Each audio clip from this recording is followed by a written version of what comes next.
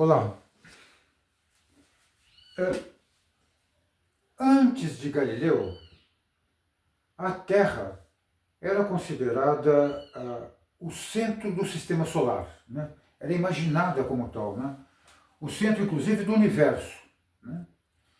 E o homem que estava na Terra, um ser superior. Após Galileu observar as luas de Júpiter, né? E comprovar as ideias do Copérnico, né? A Terra virou um planeta, gente, né? Virou um planeta. E o homem que estava na Terra foi rebaixado, né? Este acontecimento ele impulsionou o paradigma da competição, né? Da competição, certo? Consolidado posteriormente, esse paradigma foi consolidado posteriormente pelo pensamento evolucionista, né? Para o qual, até hoje, o ser humano, né, é muito próximo, biologicamente falando, genomicamente falando, né, muito próximo aos animais. Quer dizer, nós somos muito próximos dos animais, genomicamente. Tá? Isso consolidou, né, o paradigma da competição ainda mais, né? Ou seja, nós sobrevivemos, né, para competir e competimos para sobreviver, não é mesmo? Tá? Acontece o seguinte, nós estamos atualmente, não sei se vocês concordam, numa mega transição planetária, e assistimos a um paradoxo, né? Por um lado, estamos preparados, vamos dizer, materialmente, para mudar o paradigma da competição para o da cooperação, para o paradigma comunitário, né? Através da internet, né? A internet ela possibilita a que nós estejamos convivendo numa aldeia global, não é? Comunicação geral, sem falar em inteligência artificial, tá? Mas por um outro lado, né? Em paralelo, né? Inversamente a este lado positivo, nesse aspecto positivo, nós somos psiquicamente, vamos dizer, irresponsáveis. Né? Vide as notícias atuais, né? As atuais guerras, né? E as proto-guerras, as pré-guerras. Né? Nós somos responsáveis, não há a menor dúvida. Né? Nós somos responsáveis pelo planeta, pelos animais, nem se fala, e por nós mesmos. Né? Nós estamos sujeitos a ser aniquilados e estamos aí indiferentes a isso. Quer dizer, o que caracteriza a nossa irresponsabilidade.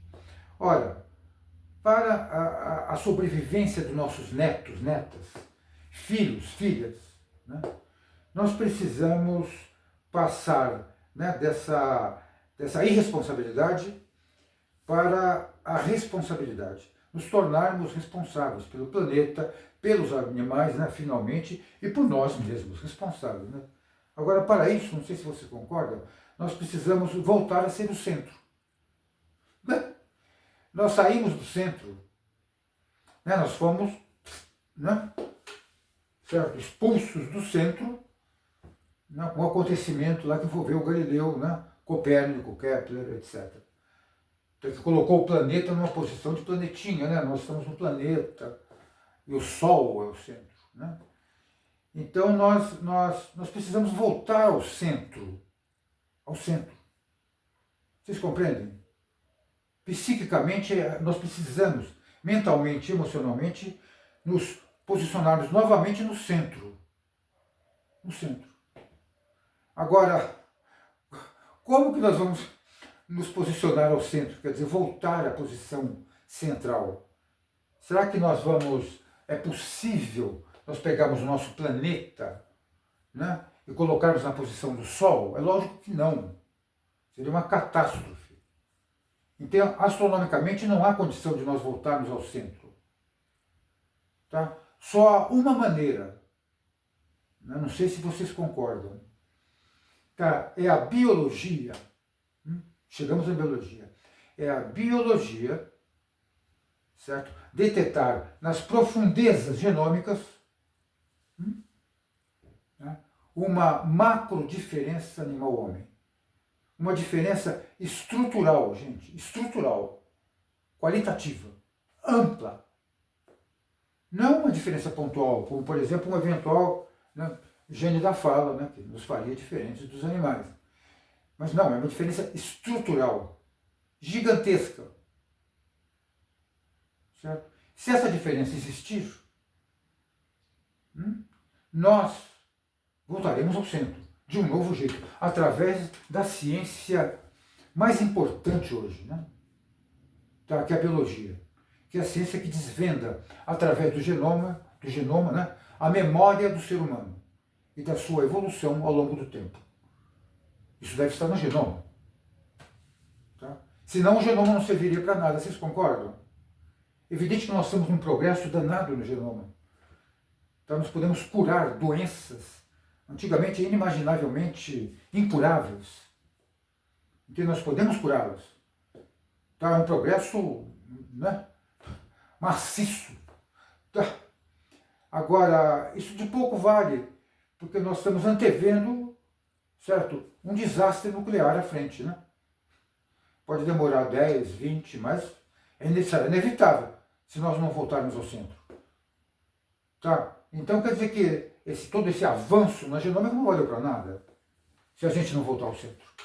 Ou seja, se a biologia não detectar nas profundezas genômicas uma enorme diferença entre animais e homens. Muito bem. Tá? Agora, como que isso será possível? Né? Olha bem, vocês falam agora, a gente pode falar, mas o projeto Genoma Humano já está decifrado na sua maioria. Mas, e daí? Isso é muito pouco ainda. O genoma é um mistério. É um mistério tão grande como o espaço sideral. O espaço sideral é um espaço genômico. E a todo instante, a toda semana, astrônomos, né, descobrem novas características nesse espaço. Novos elementos, novos fenômenos. Entendeu? A todo instante. Né? Os astrônomos fazem isso. Tá? Então, quer dizer, a astronomia conhece o espaço sideral? Conhece. E muito. Só que esse muito é pouco ainda. Ou seja, ainda é desconhecido. E a mesma coisa acontece com o genoma.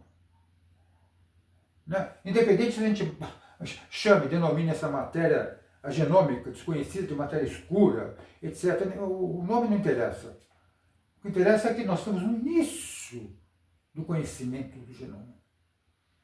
Tá? O genoma é um universo linguístico, tá? Surpreendente. Muito bem. Agora, como que nós vamos investigar se a possibilidade, a perspectiva de que pode existir sim uma diferença? Tá? Essa diferença vai ser surpreendente. Né? A gente vai tomar de referência, certo? O que aconteceu na física quântica, para começo de conversa. A física quântica, né, ela foi a terceira etapa de uma evolução científica que começou com a física clássica. Okay. Vamos simular isso aqui. É equivalência, física clássica. Depois veio a física relativista. Depois veio a física quântica. A física quântica, ela à primeira vista, foi um caos. Tem a tamanha surpresa, quer dizer, as entidades subatômicas se comportam de uma maneira totalmente maluca. Tá? Agora, essa física quântica, no começo, quando ela começou, ela não tinha um respaldo de físicos. Quer relativistas, quer clássicos, não tinha. Certo? O respaldo que ela tinha era do conhecimento oriental. Tá? Gente, o título deste vídeo é Filosofia da Biologia. Quer dizer, nós não estamos na biologia. Nós estamos, mas não estamos. O que nos dá uma liberdade para procurar novos cenários que envolvam a biologia. Tá? Nós somos filosofia da biologia, distanciando da biologia. Certo? Então, o conhecimento oriental, né, vídeo Fritjof Capra com o tal da física. No início, o conhecimento oriental já falou, não, mas é perfeitamente viável esse comportamento aparentemente caótico. Né? Existe uma ordem, sim, uma ordem, tá, por trás disso. Tá? Existe um significado. Isso foi dado imediatamente pelo conhecimento oriental. O Ocidente ficou assim, ó, oh, isso aqui, não acredito nisso, opa. Tá certo? Então nós vamos pegar no conhecimento antigo. No oriental se diz conhecimento antigo, antiquíssimo, ancestral. Vamos lá. Para alguma pista sobre a diferença entre animais e homens. Bom, o conhecimento oriental, ele tem uma frase, né, que é ancestral. Né? Diversas entidades, né, já expressaram essa frase. Né? Dois pontos. O homem é o inverso do animal. Olha, gente, o inverso. O animal é o inverso do homem. Repetindo, o homem é o inverso do animal. O animal é o inverso do homem. Então, olha, essa é uma frase interessante, que ela mostra uma macro diferença. Vocês concordam? Independente de genoma. Putz, o homem é o inverso do animal? Como assim? O animal é o inverso do homem? É uma macro diferença, que é o que nós estamos atrás. Olha bem. E a palavra inversão é interessante, né? Tá certo? Muito bem. Então, essa frase, ela diz que o homem é o inverso do animal, o animal é o inverso do homem. Nós vamos de início acreditar nessa frase. E considerá-la que ela está no genoma, se o conhecimento antigo tiver certo. Tá? Nós temos uma pista da física quântica. Tá? Que o pensamento oriental ele compreendeu perfeitamente a física quântica. Tá? E quem sabe, né, se o pensamento oriental vai nos levar até uma perspectiva de uma inversão animal-homem no genoma. Porque se não tiver no genoma, o genoma não serve para nada. Voltando a falar. Não serve. Porque se a gente não sobreviver, então, meu amigo, acabou.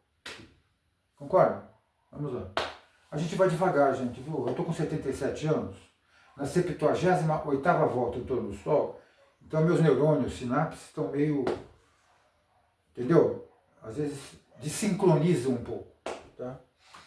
Então, olha bem, um significado. Então nós vamos procurar uma inversão, gente. Então admitindo que existe uma inversão aqui, animal-homem. Primeiro, nós vamos focar no universo animal. Animal. Será que existe uma inversão visível que tenha correspondência genômica, né, que a gente possa observar, né, fenotipicamente, e que tenha uma correspondência genotípica? Será que existe? Dentro das nossas casas, não vamos distanciar, é o simples. Né? A genética começou com as drosófilas, onde começou a evoluir com esses animaizinhos, drosófilas, né? A megalomanés também. Tá? Agora, nós vamos investigar isso daqui a partir de cão e gato. São as nossas drosófilas, né? Nossos coaches animais, nessa pesquisa. Vamos lá. Será que existe alguma inversão, gente, entre o nosso gatinho pet, a nossa gatinha, e o nosso cachorrinho? Existe. Olha que interessante. O gato, ele tem uma opção sensorial visível. Hoje, o gato de hoje. O cachorro de hoje. Do passado não interessa. É o de hoje. Tá? Nós vamos utilizar o método linguístico, da linguística moderna. Tá? Do Ferdinand de Saussure, né? Que analisava a palavra não mais ao longo do seu desenvolvimento, né? No decorrer do tempo, mas sim em comparação com outra palavra num determinado momento. Tá? É uma análise interessante, que tem correspondência genômica. Tá certo? Então vamos lá. O gato é interessante, ele tem uma opção sensorial que é ver e ouvir. Opção sensorial. Olha bem. Não é qualquer uma, não. É sensorial. Ou seja, atua na dimensão comunicacional. E os animais existem para se comunicar. Sem comunicação, não há vida. Não há vida. Tá? Então o gato ele tem uma opção. Nosso gatinho tem uma opção. Minhau! tá? Ele se posiciona para ver e ouvir. É a libido, o prazer dele. O que movimenta, que dá vida ao gato, é a satisfação instintiva em ver e ouvir os elementos do ambiente. Não em ser visto ouvido. Olha que interessante. Ver e ouvir. Olha o que mais interessante ainda, gente. Bom, esse ver e ouvir deve estar no genoma, não sei como. Isso é um problema, nós estamos na filosofia da biologia, isso é um problema da biologia. Nem chegamos lá. Tá certo? Então, o ver e ouvir deve estar, esse impulso para ver e ouvir e para não ser visto ouvido, ou seja, existe uma opção sensorial declarada. Ele não quer ser visto ouvido. Quem tem gato sabe disso, gente. Cadê o gato? Está dentro do motor da geladeira. Vai fazer o quê? Ele está satisfeito lá. Dentro da caixa de sapato. Tá? Esse é o gato. Tá? Agora, olha que interessante. Para o gato satisfazer essa necessidade de ver, ouvir e de não ser visto ouvido, certo? Ele tem o corpo, olha bem, o corpo do gato hoje, ele é flexível. Minhão! Ó, a Lilica tá aqui, vem cá, Lilica. Ó, gente, a Lilica tá aqui. Ó que lindinha. Viu? É ter o corpo flexível, ou seja, cada membro ou parte dele se move a seu tempo. É um corpo dobrável. Portanto, o gato tem condições. Você lembra da nossa vovó que tinha cristaleira? Aquele armário grande, aquela cristaleira, né? Em cima cheio de cristal, assim, né? Então o gato andava sem derrubar um cristal. Por quê? Porque tem os membros, a coordenação motora particulada. Não é rígida. Então olha que interessante. A visão do gato é para a parte, não é para o todo. É para a parte. Quanto menor, melhor a satisfação em ver. Tá? Eu morei 30 anos num sítio, aqui perto de Atibaia, Jarinu. Tá? E eu convivia com animais, de dia e de noite. Né? Tá? Eu saía com gato à noite. Então é incrível o gato à noite. E de dia também, tá? Tem uma formiguinha, tá? Numa ramagem, num ramo de uma gramínea, ele destaca a formiguinha do ramo. Ele fala, meu Deus, é o mínimo, eu não quero o ramo, eu quero ver a formiguinha ali. Tá? E como ele se atrai para a parte visualmente, ele não derruba as coisas. Ele passa tranquilo, porque ele enxerga detalhes. Olha bem, o tato do gato é pelo com pelo. Né? Ele se aproxima de nós e depois faz aquela famosa curvinha, se distancia e daí se aboleta no chão, distante. Tá? Como dizer, encosta em mim, mas sem encostar. A sensação de encostar é melhor do que o encostar. Tá? O toque, a percepção tátil, felina, do gato de hoje, do meu gato aqui, do seu, tá? Da sua gata, é o toque pelo com pelo, não é pele com pele, pelo amor de Deus. Ou seja, ele quer se sentir escondido. Mesmo no colo, o gato parece que não está. Agora, isso tudo, gente, como é que pode desembocar numa sincronia? É porque existe um super gene, não vou falar isso, a palavra super é meu, né? Tira super. É que existe um gene sensorial primário que unifica isso. Todos esses parâmetros corporais que são visíveis a olho nu hoje. Qualquer criança sabe. Tá certo? Isso está onde? No genoma, porque se não tiver no genoma, não existe genoma. Tá? Agora o cachorro ao contrário, gente. Existe uma inversão sensorial. Então o cachorro ao contrário, inversão. O cachorro tem o membro rígido. Os cachorrinhos, quando pequenos, tem que tomar distância para pular, para saltar o degrau de escada. Tem que tomar distância. O gato não precisa, porque ele é dobrável. Né? Membros rígidos, voltados para a totalização. O olhar, o canino é assim, ó, leitura dinâmica geral, ampla. Tá? A audição também. Tá? O tato é... Enquanto a sensibilidade felina é lateral, é quase fugindo do centro, gente. Ou seja, fugindo da materialidade do corpo. A do cachorro não, é indo. O cachorro adora ser, ó. Tá? A fonação explícita. O gato não, a fonação escondida. A menos do acasalamento, o gato é um silêncio total. Tá? E quando o gato mia, é um pedido de desculpa por estar miando, por estar sonorizando. Porque, na realidade, isso expressa uma linguagem corporal, expressa que ele nasceu, esse gato de hoje, para ouvir, e não para se fazer ouvido. Portanto, quando ele sonoriza, ele fala, ai meu Deus, eu estou contrariando a minha libido. Vocês concordam? Tá? Agora o cachorro é o contrário, eu estou aqui, ó. Ele pode olhar, porque ele não tem visão tão ruim assim. Tá? Ele olha, lógico que ele olha. Gosta de olhar. Tá? Gosta de ouvir? Gosta. Só que na hora que aparece alguém lá embaixo, ele vai na frente para se fazer ouvido. Quer dizer, a preferência é se fazer ouvido e visto. Ver, ouvir, ser visto, ouvido. Uma inversão. Tá? Ufa, cansei, gente. Eu prefiro fazer tudo num vídeo, porque depois eu vou fazer outros vídeos para a gente voltar com mais detalhes.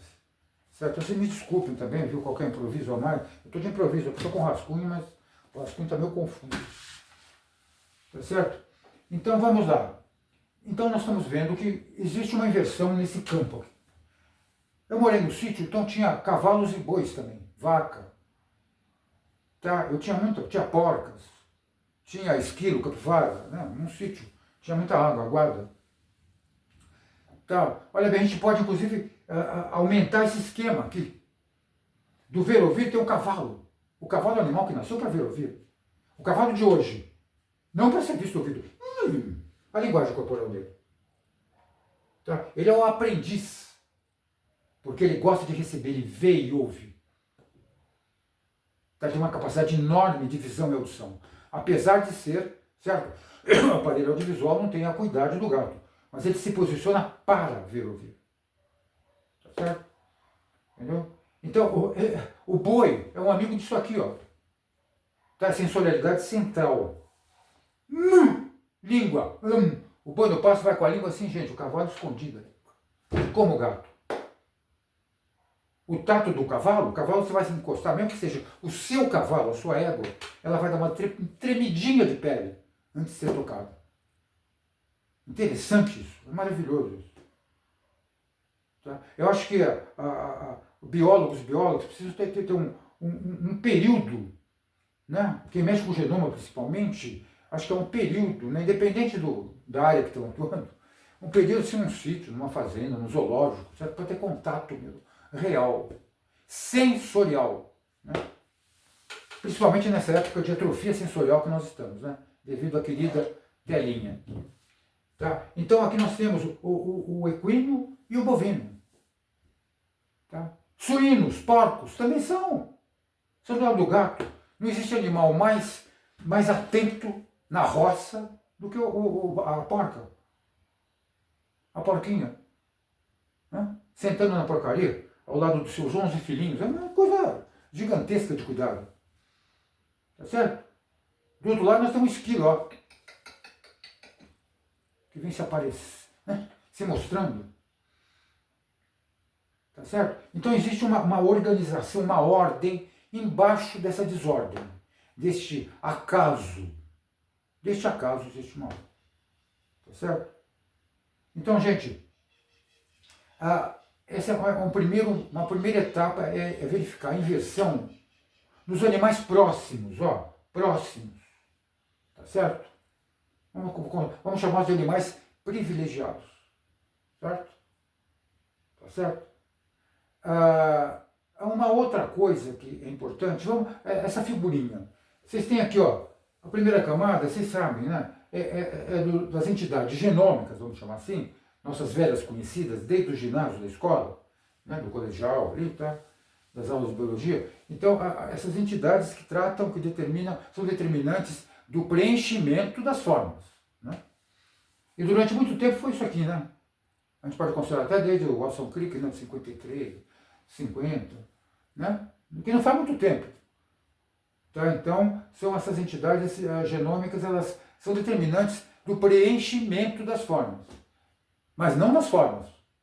As formas, né, foram descobertas, né? Os genes, as entidades genômicas, tipo Oxpax, né? Certo? que determinam a forma, né? Foram lá para 1970, 80, né? Se não me engano. Tá? Então foram descobertas essa outra camada verde, que eram os genes determinantes das formas. E essa passagem já causou uma série de surpresas em relação ao pensamento evolucionista antigo. Tá certo? Então não vamos falar sobre isso agora, que nós vamos fugir do tema. Tá? Então, aqui a forma, aqui, preenchimento da forma, determinação da forma, e agora tem um espaço aqui, que é uma extensão dessa camada verde que foi desenvolvida pela biologia evolutiva do desenvolvimento, a Evodev, né, que vocês conhecem, tá? Que estuda o período gestacional das formas, né? Ou seja, a formação das formas no período gestacional de animais e homens. Tá? Então nós temos uma extensão, que é esse eu pus aqui em violeta, que falta alguma coisa em relação à forma. Entendeu? Certo? Então isso depois a gente vai ver que falta alguma coisa em relação à forma. Certo? Porque existe uma ordem. Nós vimos aqui, existe uma ordem. Até aves e répteis, gente. Aves, ver ouvir. Vamos dizer, é o paradigma do ver ouvir. Nós vamos entrar nesse detalhe depois, em outros vídeos, tá? Agora, répteis, língua. Esse lado aqui. Tá? Organismo central, aparelho digestivo, répteis. Tá certo? Aqui, ó. Boca, língua, olfato. Tá? O gato ele cheira bem, mas ele cheira para se distanciar do cheiro. O cachorro cheira bem, mas ele cheira para se aproximar do cheiro. Diferente. Tá certo? Ao longo dos vídeos nós vamos conversando sobre isso, quem se interessar. Vai. Agora vamos deixar essa figurinha um pouco. Eu vou dar uma antevisão para vocês da amplidão que a gente tem que ter na filosofia da biologia para participar desse retorno do homem ao centro. Que uma disciplina que tem importância hoje é a biologia. Entendeu? É a biologia, não é a TI, etc., inteligência artificial. Tudo bem, mas a biologia tem uma importância muito maior. Vocês entendem? Para colocar o homem no centro. O homem não vai ser colocado no centro pela inteligência artificial. Inclusive ele vai se aboletar, ele vai cair no buraco, né? Porque vai perder o controle.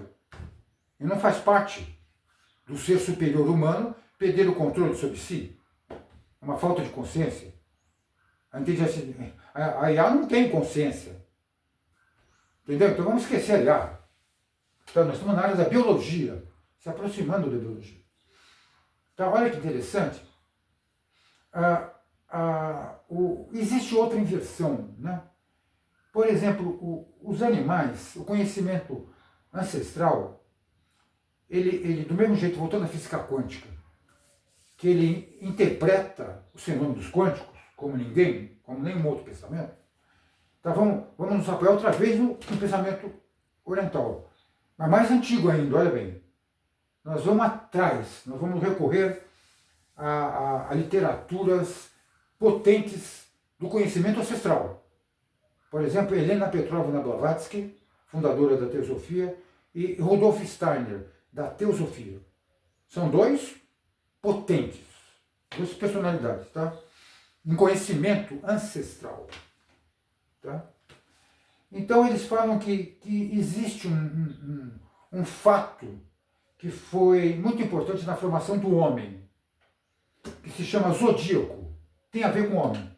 Né? Porque a gente está procurando se existe um acontecimento ancestral que revele o dualismo no universo animal. Como nós fizemos aqui em casa, né? Com nossos gatos, né? E nós detectamos essa inversão sensorial aqui em casa, né? No nosso apartamento, no nosso sítio, etc. Tá? Então, existe um acontecimento que aglutine, mesmo que sejam poucos animais, e mostre a inversão que existe entre eles, sensorial, existe. Chama zodíaco. Tá? Zodíaco. Tá? Ou seja, círculo de formas animais. Né? Olha que interessante. Isso sugere o seguinte. Olha bem. Vamos comparar o gato com uma pessoa né? E nós estamos falando do zodíaco, o zodíaco prioritário na parte animal é o zodíaco lunar, mais oriental do que oriente, antiquíssimo, anterior ao budismo.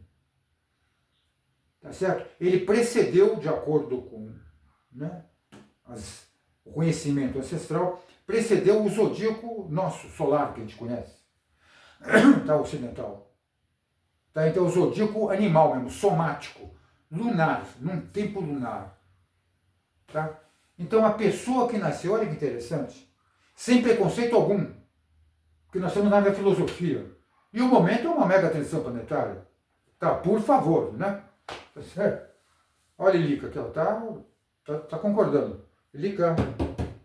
Tá? Então, a pessoa que nasceu, olha que interessante, no ano lunar do gato, ela também prefere ver ouvir do que ser vista ouvida. Ou seja, ela prefere, primeiro, quando ela encontra uma pessoa, que essa pessoa fale o que ela tem a falar, para depois ela falar. Tá? É uma pessoa de instinto receptivo primário. A prevalência é a recepção, não a emissão. Inclusive, se for para ficar quieto, melhor ainda. É uma pessoa do signo do gato. Então vocês vejam no Google, ano lunar do gato. E vejam as pessoas que vocês conhecem. Essas pessoas, inclusive, elas têm uma percepção tátil como felino. Não gostam do abraço assumido, pleno, explícito. Como uma pessoa que nasceu no ano lunar do cachorro. Minha filha nasceu no ano lunar do cachorro. Tá, ela gosta de um abraço. Hã? Minha mulher também, um abraço assumido, pleno, explícito. Aqui não, uma pessoa do gato, também tenho irmãs do signo do gato. Tá? É diferente, é um abraço de acolher. É um abraçar quase sem abraçar. Delicado. Olha que interessante, isso tudo é corpo humano. Acontece o seguinte, daí a gente pode chegar a uma conclusão. Para finalizar, certo? Porque depois a gente vai continuar em outros vídeos. Enquanto na pessoa que nasceu no ano lunar do gato, certo? Essa característica, essa opção sensorial de ver ouvir em relação ao ser visto ouvido, ela acontece após o nascimento? É após, não é antes do nascimento, não. É o ser humano. O ser humano que nasceu no ano lunar do gato, entendeu? Apresenta essas características após nascimento. Quer dizer, essa entidade genômica atua depois do nascimento. Ela pode até estar presa, né? Estar no leito. Tá? A informação molecular antes do nascimento. Tá? No período gestacional. Mas está desativada. Ela vai ser ativada após o nascimento. Tá? Agora, no animal gato, né, essa entidade atua antes do nascimento.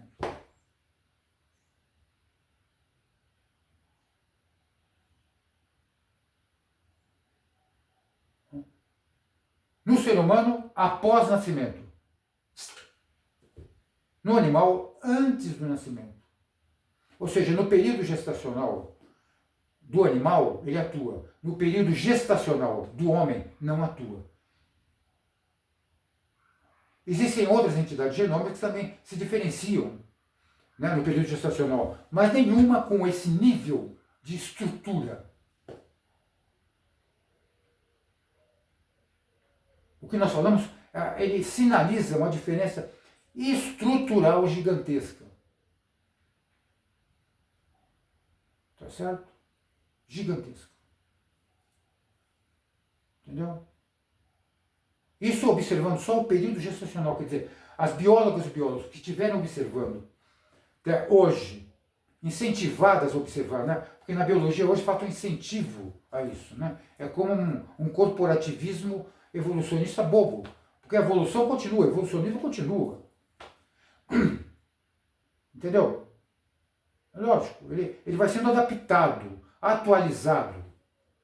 O evolucionismo não acabou quando passou dessa camada laranja para verde. Não acabou. Ele foi revitalizado. E ele precisa ser revitalizado. Porque nessa camada aqui violeta acontecem outras coisas necessárias coerentes com aquilo que a gente observa. Existe uma certa ordem, né? As espécies elas se comunicam, se interagem, se interpenetram, inclusive genomicamente. Tá? Então o que acontece, voltando, né? Tá? Existe uma diferença gigantesca aqui por trás que serve de molde. Essa diferença que nós estamos falando, envolvendo a pessoa que nasceu no ano lunar do gato e o gato que está aqui na nossa casa, certo? Isso daí é tipo uma diferença arquetípica, entendeu? É tipo um padrão que ele serve de molde para a diferença real que a biologia, tudo indica, deve encontrar aqui. Eu falo inclusive perspectiva, né? Mas é lógico que eu acredito, senão eu não estaria aqui. Tá com esse nervosismo, entendeu? Com essa ansiedade. Tá joia? Nós vamos, quem achou interessante, teve a paciência, acho que se é que teve alguém que teve paciência para ver tudo, né? Para assistir todo esse vídeo. E se gostar, pode divulgar. Eu não sou de falar divulgue, mas se quiser divulgar, acho que é interessante. Para a gente poder animar, né? Porque outras pessoas devem estar fazendo as mesmas coisas, olha bem. Tá no planeta Terra, não acontece isso, né? Existe uma perspectiva aqui, e só essa aqui, não. Em outros lugares está acontecendo o mesmo movimento pensamental em relação a essa necessidade, né, durante essa mega transição planetária.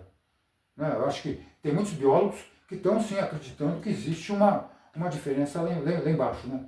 Que não tem nada a ver com o criacionismo ortodoxo, entendeu? Nem com o evolucionismo ortodoxo. Tá? Existe uma barreira dentro do próprio evolucionismo, né? Tá, vamos falando aqui da posição de filosofia da biologia. Existe uma barreira incrível. Tá? Entendeu? Né? Mas é explicável, né? Tá? Faz sentido tudo, né? Mas o importante é a gente fazer um ativismo diferente dentro da biologia. Tá? Então, o vídeo está à disposição, tá certo? E até o próximo, né? Quando eu tiver, né, resgatar um pouco a saúde, assim, né? Tá? Um abraço a todas, a todos e obrigado.